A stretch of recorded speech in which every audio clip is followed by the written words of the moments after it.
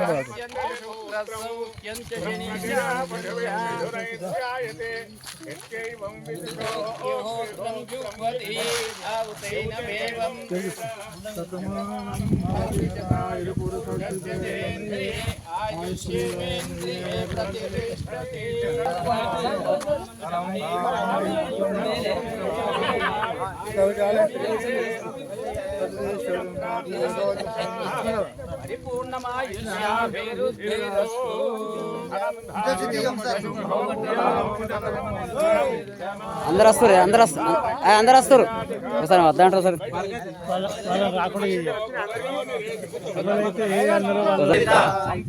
సంపూర్ణ Shri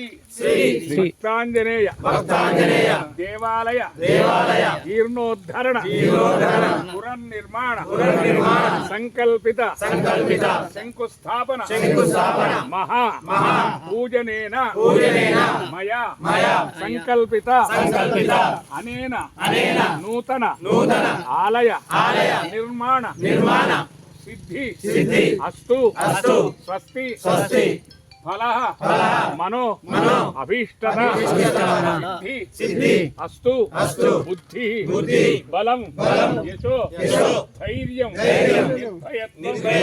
అరోగతః అజాడ్యం walk పటుత్వం చ హనుమా స్మరణాత్ భవేత్. ఓం నమో ఆంజనేయాయ వాయుపుత్రాయ అనేన మయా సంకల్పిత సంపూర్ణ అనుగ్రహ ప్రసాద సిద్ధి అస్తు నూతన ఆలయ నిర్మాణ అనుగ్రహ ప్రసాద సిద్ధి అస్తు. ఈ రోజు నేను చెప్తున్నా ఇవాళ అద్భుతమైనటువంటి యొక్క కాలం.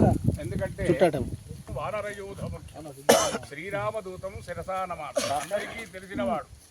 కానీ అద్భుతమైనటువంటి యొక్క స్వామి చక్కటి అనుగ్రహించగలిగినటువంటి వాడు. అందుకే మనం ఏ దేవాలయాలు ఉన్నా లేకున్నా కూడా ఆంజనేయ స్వామి దేవాలయాలు ఉండటం అనేది ప్రధానం.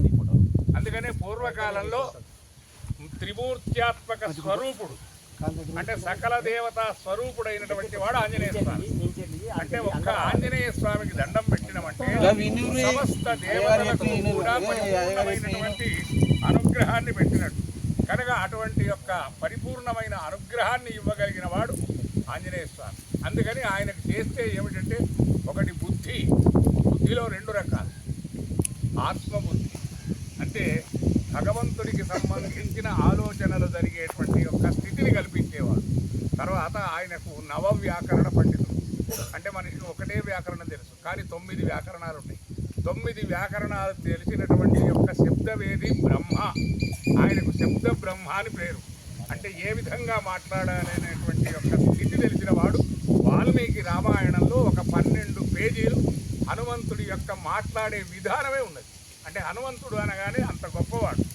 అంటే రామదూత, అంటే ధర్మానికి ప్రతీకగా సాక్షాత్తు రుద్ర అంశ సంభూతుడైనటువంటి వాడై ఆవిర్భవించి పరిపూర్ణమైనటువంటి శివాయ విష్ణు రూపాయ శివరూపాయ విష్ణవే శివస్య హృదయం విష్ణు విష్ణుస్య హృదయం శివ. అంటే శివుడికి రుద్రుడికి భేదం లేదు.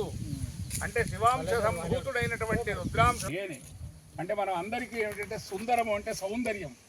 ఆంజనేయ స్వామి చాలా అందంగా ఉండేవాడు కనుక అటువంటి యొక్క సౌందర్యానికి ప్రతీకమైనటువంటిది కనుకనే వాల్మీకి రాసిన 6 కాండలలో సుందరకాండం ఉన్నది. కనుక అటువంటి యొక్క సుందరకాండలో శతయోజన విస్తీర్ణము కలిగినటువంటి యొక్క ఆ లంకను దాటి సీతాదేవిని చూచి